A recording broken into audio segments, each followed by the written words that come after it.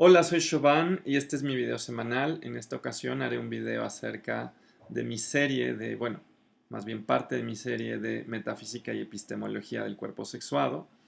Y el video de esta semana será sobre ideología de género.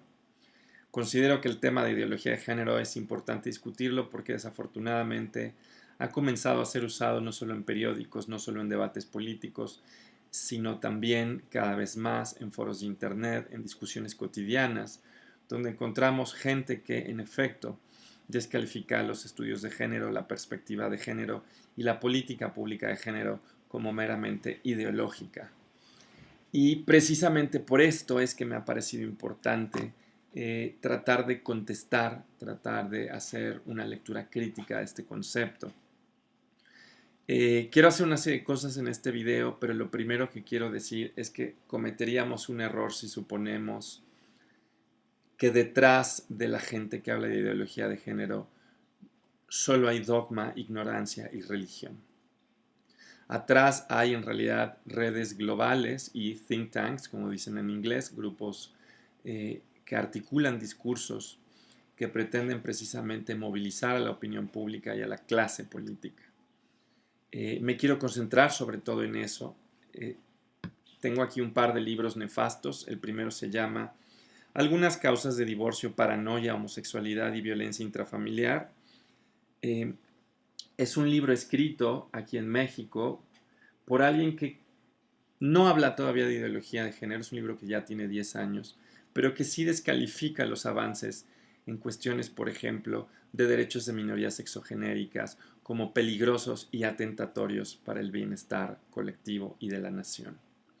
Me interesa más concentrarme en este libro que se llama Sex, Family and the Culture Wars, escrito por Mark Cherry. Es un libro que creo que vale la pena leer si queremos entender qué es esto de la ideología de género. Él no usa ese término, no es tan ingenuo para usarlo, porque pretende escribir un libro aparentemente objetivo, aparentemente académico, neutro, desapasionado, que evalúe los argumentos en pro y en contra de la familia natural como la institución más deseable, la institución natural y más moral por antonomasia. Pretende escribir un libro neutro, académico, argumentado, y lo hace además desde un espacio aparentemente académico, que es una universidad en Georgia, en Estados Unidos, que es sin embargo uno de estos think tanks de la derecha norteamericana más conservadora. Menciono este libro porque va a narrar las guerras culturales que existen actualmente en torno a la familia y el sexo, como debates en términos de dos posiciones. Por un lado va a hablar de lo que él llama nominalismo y por el otro lado de lo que él llama realismo. Dentro del nominalismo va a colocar todas aquellas posiciones donde nos encontramos quienes sostenemos que la heterosexualidad es un constructo histórico, que la familia nuclear es un constructo histórico y que en ambos casos estamos ante no solo fenómenos contingentes, sino relativamente recientes y propios de la modernidad occidental de hace 2 siglos y medio para acá, asociadas básicamente al auge de la burguesía. Es algo que ya sabemos porque lo ha dicho mucha gente, entre ellos Michel Foucault. Y precisamente porque hablamos de una historicidad y una contingencia es que nos van a calificar de nominalistas. Para nosotros, dice este autor, la familia es solamente una contingencia, es un nombre, no una realidad transhistórica y transcultural. En oposición, él va a defender una posición realista, una posición que cree que la familia es una unidad natural de cooperación y que en la medida en la que es una unidad natural de cooperación es también una institución natural. ¿Y por qué es una institución natural? Entonces antecede al Estado y no puede ser intervenida por el Estado. Precisamente va a tratar de derivar de la idea de que es una unidad de cooperación natural también el hecho de que sea la institución más deseable. Está él hablando, por supuesto, de esta familia natural ortodoxa, nuclear, heterosexual, que va a decir que tiene una unidad real. Él va a poner así la lucha que estamos viviendo hoy, nominalismo, realismo. y va a hacer una defensa en tres ejes de la familia natural desde su posición realista. Una defensa biológica, que es a la que le dedicaré más tiempo, una defensa moral y una defensa religiosa. Y esto es muy interesante. Empiezo por el último punto. ¿Por qué él considera que es importante hacer una defensa religiosa?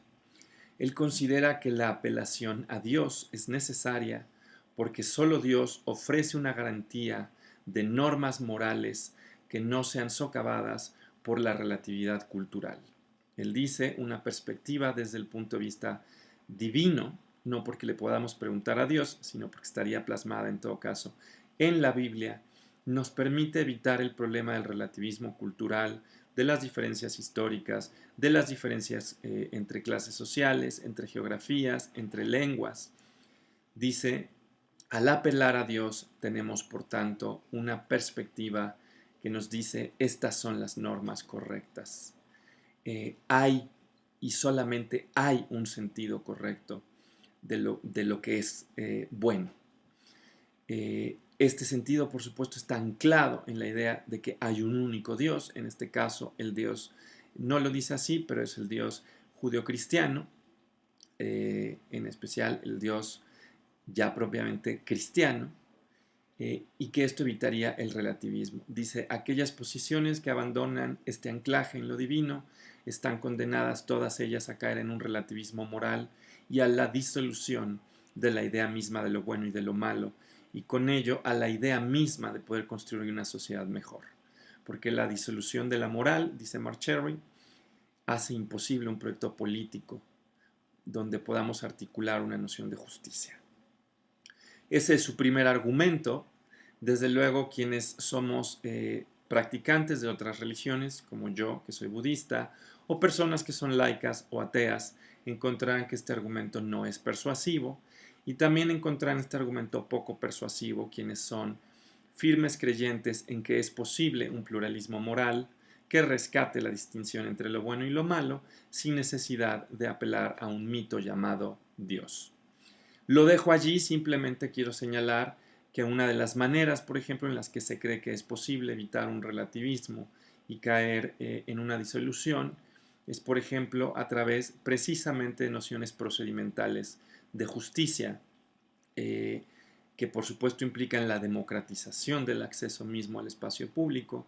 Y la idea, esto es una idea liberal, desde luego no es la única, de que esto permite construir espacios consensuados sin necesariamente tener compromisos trascendentales de índole divina. Ahora, les decía, él tiene también un segundo argumento, que es el argumento de que en la familia es donde se florece. Y se florece en un sentido aristotélico que él nunca termina de explicar, pero que es esta idea de que allí se alcanza la felicidad, esto que Aristóteles en la Ética Nicómaco llama la eudaimonía.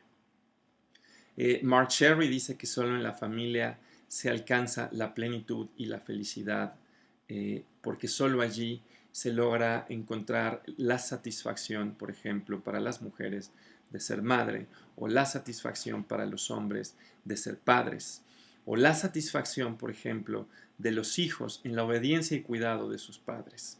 Dice, solo en la familia florecemos, porque solo en la familia aprendemos lo que es ser un hombre y lo que es ser una mujer, lo que es ser un esposo, una esposa, un hijo, una hija. Este segundo argumento también es fácil, por supuesto, de echar abajo, porque por supuesto oculta que en las familias nucleares heterosexuales más clásicas no solo ocurre florecimiento, ocurre también violencia, ocurre también la cercenación misma de la capacidad, por ejemplo, de las mujeres de realizarse profesionalmente, de su abdicación como sujetos completos. Ocurren una serie de violencias que tienen que ver con, por ejemplo, las violencias de los padres hacia los hijos, hacia las esposas, con una serie de experiencias de frustración, con una serie de situaciones de violencia intrafamiliar que él, desde luego, está negando. Entonces, suponer que la familia es un espacio de florecimiento es dogmático. Queda así el tercer argumento, o más bien el primero que yo mencionaba, que era su apelación a la biología.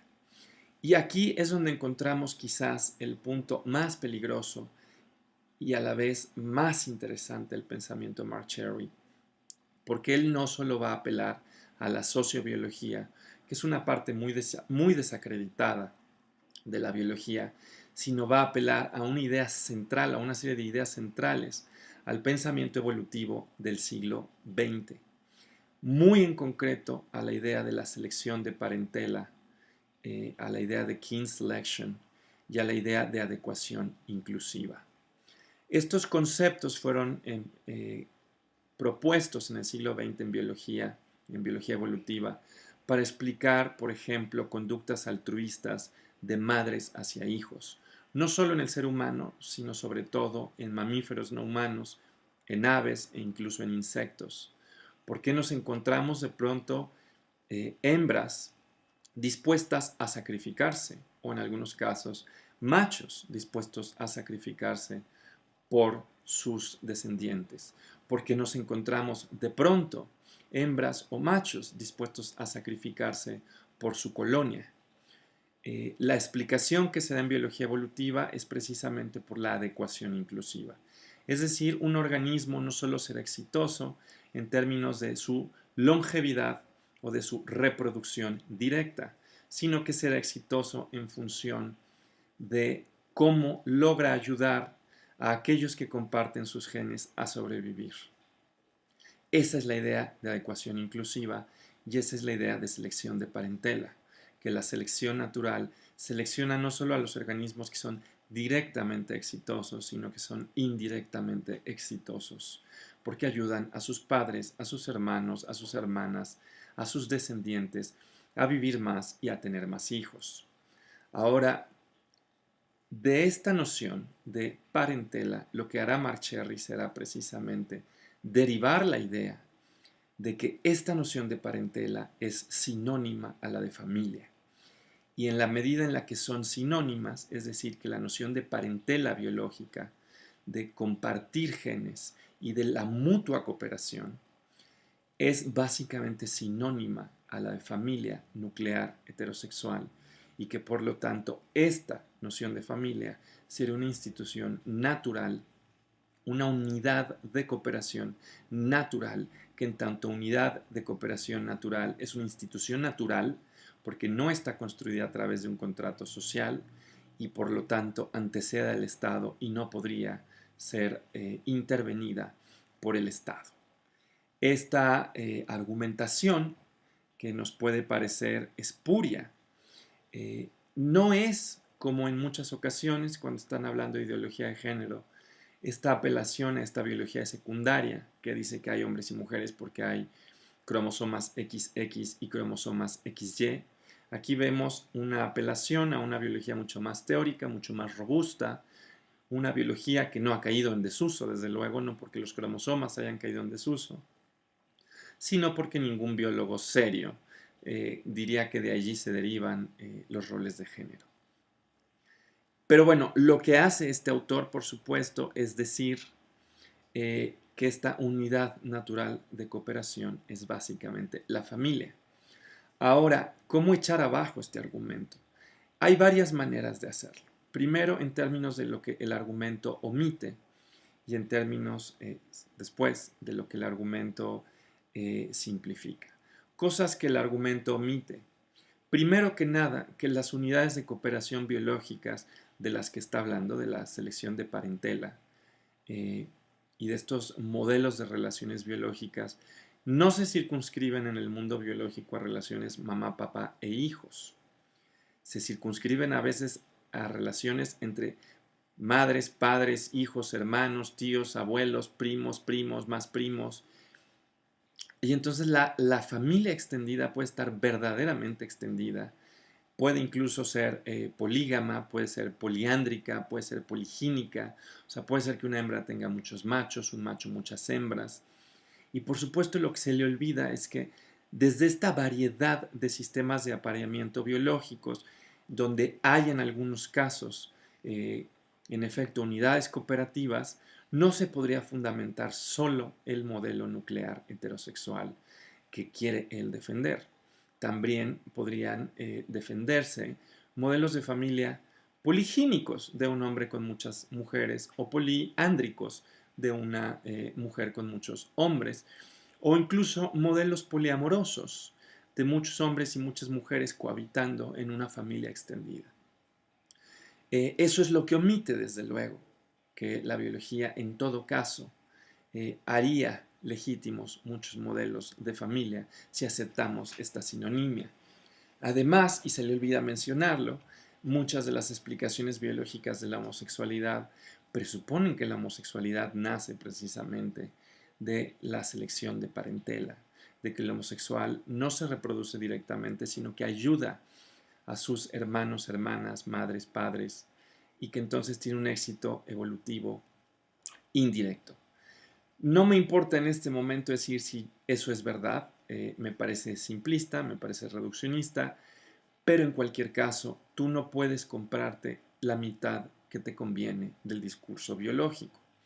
Si vas a apelar a la biología, entonces tienes que apelar a las consecuencias que se han hecho desde la propia biología. Y las consecuencias implicarían que no hay solo un modelo de familia, sino muchos, y que dentro de estos muchos modelos de familia estarían, como hemos visto por ejemplo en pingüinos y en albatros, modelos lesbomaternales o modelos homoparentales que están observados también en aves y en mamíferos. Esto se le olvida a Mark Cherry. Él, por supuesto, quiere decir algo más que eso. Quiere decir que la familia precisamente ha sido una unidad de cooperación adaptativa, cosa que no ocurre, sostiene él, con otros modelos de familia. Esto, desde luego, es sociológicamente falso. Sabemos que, por ejemplo, los hijos de familias lesbo y homoparentales crecen en circunstancias que son al menos igual de buenas que los hijos de familias heterosexuales. Eh, con esto simplemente quiero cerrar esta parte de la argumentación que se hace dentro de estos think tanks de la derecha que buscan hacer una fundamentación biológica de la familia. Y lo único que quiero decir antes de cerrar este video, por supuesto, es que no es cierto que esta biología permita defender esto. Ahora bien, no son los únicos argumentos que movilizan desde la derecha. Hay por lo menos un par más de argumentos. Un argumento metodológico que consiste en descalificar a las ciencias sociales, diciendo que no tienen rigor, a las ciencias humanas, diciendo que no tienen rigor, apelando a una concepción neopositivista de la ciencia, donde ésta tiene que ser neutra, exacta y cuantitativa. Apelan entonces tramposamente a que la educación en este país tendría que ser científica, y dado que las ciencias sociales y humanas no cumplen estos estándares de cientificidad, entonces esto no cabe en la educación, y entonces tendría que caber solamente el discurso biológico como ellos lo interpretan. Aquí desde luego se equivocan de nuevo, porque hemos aprendido a través de las metaciencias, de la historia, filosofía, antropología y sociología de la ciencia, que no hay ninguna ciencia que sea neutra, que no hay ninguna ciencia que sea objetiva en el sentido de hablar desde ninguna parte, que todos los saberes están situados y que además toda ciencia implica un punto de vista. En ese sentido, su argumento metodológico también se cae. Y hay finalmente una especie de falacia genética que usan, diciendo que los creadores del discurso de género eran personas con muy poca calidad moral. Citan a manera de ejemplo a Margaret Sanger y a John Money. Margaret Sanger fue una feminista de comienzos del siglo XX que también era eugenésica. Y entonces acusan al discurso de género de estar vinculado a la eugenesia a través, por supuesto, de la noción de derechos sexuales y reproductivos, que consideran que es una estrategia eugenésica encubierta. Por supuesto, no se les ocurre que ahí pueda haber una elección, una agencia y un bienestar para todas las mujeres que logran acceder a estos derechos y que logran emanciparse. Por último, en la figura de John Money, lo acusan no solo de haber construido la noción de género, sino de haber sido un monstruo violador de niños intersexuales, no violación sexual, sino violación de sus cuerpos. Y si bien John Money ha sido desacreditado, lo cierto es que la noción de género, desde luego que no queda contaminada, porque uno de sus sujetos artífices hubiera cometido una serie de actos poco éticos. Y bueno, con esto cierro este video. Simplemente ha sido una exposición muy rápida, no tanto, 20 minutos, de esta noción de ideología de género, de algunos de los argumentos que usan para, digamos, fundamentarla. Y este es un intento personal, no solo para explorar y mostrar cuáles son estos argumentos, mostrando que no son tan triviales como parece, sino para tratar de contestar uno a uno y diciendo por qué están equivocados.